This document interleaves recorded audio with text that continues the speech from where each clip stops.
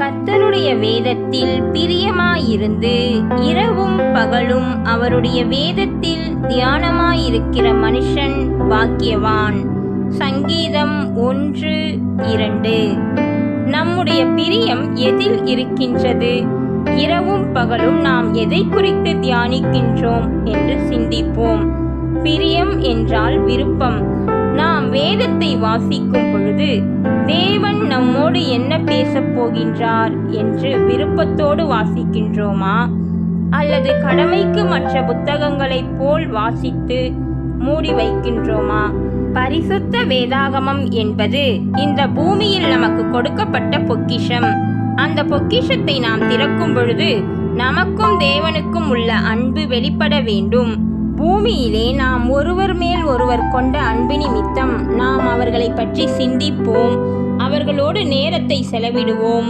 பிரிவு என்பதை விரும்ப மாட்டோம். நாம் தேவனிடத்தில் கொண்டுள்ள அன்பு உண்மையுள்ளதாக, பிரியாததாக இருக்க வேண்டும். நேரத்தை தேவனோடு செலவிடுபவர்களாக இருக்க வேண்டும்.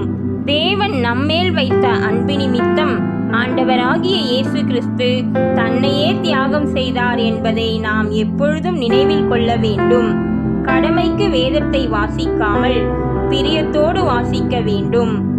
நாம் பிரியத்தோடு வாசிக்கும் பொழுது இரவும் பகலும் அதுவே நமக்கு தியானமாயிருக்கும்.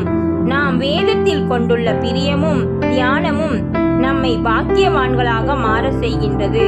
வேதத்தில் யோசுவா 1:8 இந்த நியாயப்பிரமாண புஸ்தகம் உன் வாயை விட்டு பிரியாதிருப்பதாக, இதில் எழுதியிருக்கிறவைகளின் படியெல்லாம் நீ செய்ய கவனமாயிருக்கும்படி இரவும் பகலும் அதை தியானித்துக் கொண்டிருப்பாயாக.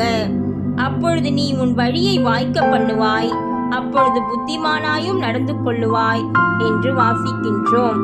இங்கு மோசே மரித்த பின்பு கர்த்தர் யோசுவாவிடம் கூறின வார்த்தைகள். நாமும் வேத வசனங்களை நம்முடைய இருதயத்தில் எப்பொழுதும் வைத்துக் கொள்ள வேண்டும். நம் வாயை விட்டு பிரியாமல் அதன்படி செய்ய கவனமாயிருக்க வேண்டும். இரவும் பகலும் வேத வசனங்களை நாம் தியானிக்க வேண்டும். அப்படி நாம் செய்யும் பொழுது தேவன் நம்முடைய காரியங்கள் எல்லாவற்றையும் வாய்க்க செய்வார். நமக்கு எல்லாவற்றிலும் புத்தியை கொடுப்பார்.